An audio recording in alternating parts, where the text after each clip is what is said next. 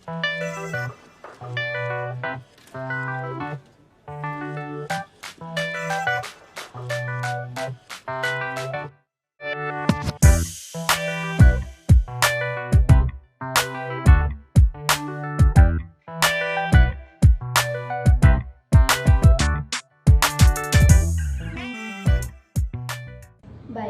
pada pembelajaran PKN, materi yang digunakan yaitu nilai-nilai Pancasila. Nah, adapun kompetensi dasar dan indikator yang digunakan pada kompetensi dasar yaitu mengidentifikasi nilai-nilai Pancasila dalam kehidupan sehari-hari. Nah, untuk indikatornya yaitu yang pertama menunjukkan contoh penerapan nilai Pancasila, kedua dan sila kelima dalam kehidupan sehari-hari. Kemudian membandingkan contoh penerapan nilai Pancasila kedua dan kelima. Nah, kemudian untuk tujuan pembelajarannya yaitu yang pertama melalui kegiatan diskusi, peserta didik mampu menunjukkan contoh pelaksanaan sila kedua dan kelima Pancasila dalam kehidupan sehari-hari. Kemudian yang kedua, melalui kegiatan diskusi, peserta didik mampu membandingkan contoh penerapan nilai Pancasila kedua dan kelima dalam kehidupan sehari-hari dengan benar. Kemudian yang ketiga, melalui kegiatan diskusi yang dilaksanakan, peserta didik mampu mempresentasikan hasil identifikasi contoh pelaksanaan Pancasila kedua dan kelima dalam kehidupan sehari-hari.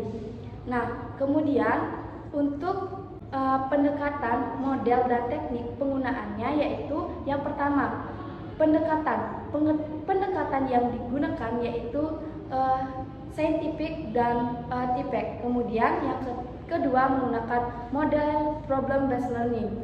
Nah, untuk tekniknya yaitu yang pertama, siswa diorientasikan peserta didik terhadap masalah, kemudian mengorganisasikan peserta didik, membandingkan penyelidikan individu, mengembangkan hasil karya, dan yang terakhir menganalisis dan mengevaluasi proses pemecahan masalah. Nah, kemudian media dan sumber yang digunakan yaitu media yang digunakan video pembelajaran dan PPT materi pembelajaran, kemudian LKPD. Untuk sumber belajar menggunakan video pembelajaran. Baik, itu saja yang bisa saya sampaikan. Terima kasih. Rasional sumber belajar dengan model, metode, dan pendekatan pembelajaran PPKN. Yang pertama adalah materi nilai-nilai Pancasila dalam kehidupan sehari-hari. Sumber belajar merupakan segala sesuatu jenis media, benda, dan data, fakta, ide, orang, dan orang lain yang dapat mempermudah terjadinya proses belajar bagi peserta didik. Sumber belajar memiliki manfaat. Di antaranya yang pertama, memberikan pengalaman belajar secara langsung dan konkret kepada peserta didik. Dua, menyajikan sesuatu yang tidak mungkin diadakan atau dikunjungi, dilihat secara langsung dan konkret. Yang ketiga, menambah dan memperluas cakrawala sajian yang ada dalam kelas. Yang keempat, memberi informasi yang akurat dan terbaru. Yang kelima adalah membantu memecahkan masalah pendidikan atau instruksional baik dalam lingkup mikro maupun makro. Yang keenam adalah memberi informasi yang positif apabila diatur dalam direncanakan pemanfaatannya secara tepat. Yang ketujuh adalah yang terakhir, merangsang untuk berpikir, bersikap, dan berkembang lebih lanjut. Nah, sumber belajar merupakan hal yang sangat penting dalam kegiatan pembelajaran. Maka dari itu, seorang guru harus dapat memilih sumber belajar yang tepat. Dalam pemilihan sumber belajar, seorang guru harus memperhatikan kondisi, keadaan, dan karakteristik peserta didik. Nah, video pembelajaran merupakan sebuah media pembelajaran yang menggabungkan antara audio dan visual yang menyampaikan suatu topik atau materi pembelajaran. Dalam mata pelajaran PPKN, materi nilai-nilai Pancasila dalam kehidupan sehari-hari, yaitu sumber belajar yang kamu pilih adalah video pembelajaran. Pemilihan sumber belajar ini dikarenakan video pembelajaran dapat membuat siswa lebih mudah memahami materi pelajaran dan dianggap sebagai media yang menarik dan interaktif. Selanjutnya saya akan menjelaskan mengenai keterkaitan sumber belajar video pembelajaran, materi nilai-nilai Pancasila dalam kehidupan sehari-hari, dengan model pembelajaran problem based learning, pendekatan saintifik, dan pendekatan TPEC. Dalam penerapan model pembelajaran based learning, biasanya siswa diberikan yang harus diselesaikan secara mandiri. Nah, dalam hal ini kami memilih sumber belajar video pembelajaran karena dengan sumber belajar video pembelajaran, siswa akan dapat mengakses video pembelajaran secara mandiri, kemudian siswa akan dapat merumuskan permasalahan dari video pembelajaran yang ditontonnya. Nah, penerapan video pembelajaran dalam model pembelajaran based learning ini adalah pada bagian sintak kedua, yaitu organisasi peserta didik untuk belajar. Nah, selanjutnya adalah penerapan video pembelajaran dengan pendekatan saintifik. Nah, pendekatan saintifik biasanya mengorganisasikan peserta didik untuk mengamati, menanya, dan menalar serta dapat menyimpulkan. Dalam hal ini, video pembelajaran akan dapat membuat peserta didik dapat mengamati, kemudian merumuskan masalah serta menalar dan dapat menyimpulkan. Nah, selanjutnya adalah video pembelajaran dengan pendekatan TPACK. Pendekatan TPACK merupakan pendekatan yang mengorganisasikan pembelajaran berbasis teknologi. Dalam hal ini, video pembelajaran merupakan salah satu sumber belajar yang pengaplikasiannya adalah memanfaatkan teknologi. Nah, dengan sumber belajar video pembelajaran, peserta didik dapat mengakses dimanapun peserta didik belajar dan dimanapun peserta didik berada secara mandiri. Baik, sekian saja video dari saya. Terima kasih. Baik, di sini saya akan menjelaskan mengenai cara penggunaan media pembelajaran yang berupa video pembelajaran. Nah, untuk media pembelajaran ini dapat diakses melalui link sebagai berikut. Nah, untuk cara penggunaan media berupa video pembelajaran ini tergolong cukup mudah karena kalian hanya perlu mengikuti langkah-langkah sebagai berikut. Yang pertama yaitu bukalah link video pembelajaran, baik itu dalam bentuk link Google Drive maupun link YouTube. Yang kedua, apabila Anda membuka dengan link YouTube, maka silakan klik link YouTube tersebut, maka Anda akan terhubung dengan aplikasi YouTube. Nah, kemudian yang ketiga, untuk penyajian yang lebih baik, gunakanlah media proyektor sebagai penyajiannya. Dan yang keempat, berikan waktu kepada siswa untuk mengamati video pembelajaran agar ia mampu meresapi dan memahami materi-materi yang ada di video pembelajaran tersebut. Sekian dari saya, terima kasih.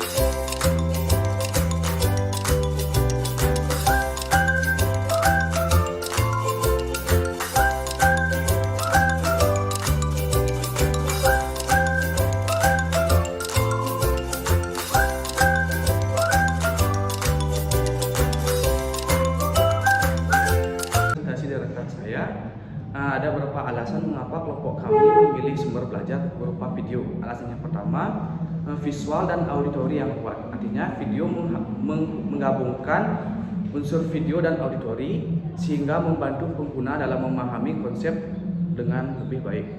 Alasan yang kedua, interaktif dan menarik. Artinya video sudah menggunakan grafik, animasi, dan contoh nyata. Yang ketiga, aksesibilitas dan fleksibilitas. Artinya video dapat diakses dengan mudah menggunakan internet. Yang keempat, ragam konten. Sumber belajar berupa video mencakup berbagai macam topik dan disiplin ilmu. Yang terakhir dan yang kelima, pembelajaran mandiri. Artinya video dapat memungkinkan siswa belajar dengan mandiri tanpa diawasi dengan guru. Dan yang terakhir, kemudahan berbagi dan kolaborasi. Video pembelajaran dapat dengan mudah dibagikan dengan orang lain. Nah, yang lagi satu yaitu kami menggunakan pendekatan TPACK. Pendekatan TPACK merupakan pembelajaran yang menggunakan penerapan gabungan sistem pendidikan yang mengedepankan teknologi dan aplikasi atau konten tertentu dalam pembelajaran. Nah, adapun saran yang bisa diberikan kepada pembaca yaitu sebagai calon guru, nantinya kita harus menguasai berbagai macam strategi, model, dan metode pembelajaran untuk mencapai tujuan pembelajaran yang maksimal. Audio Jungle.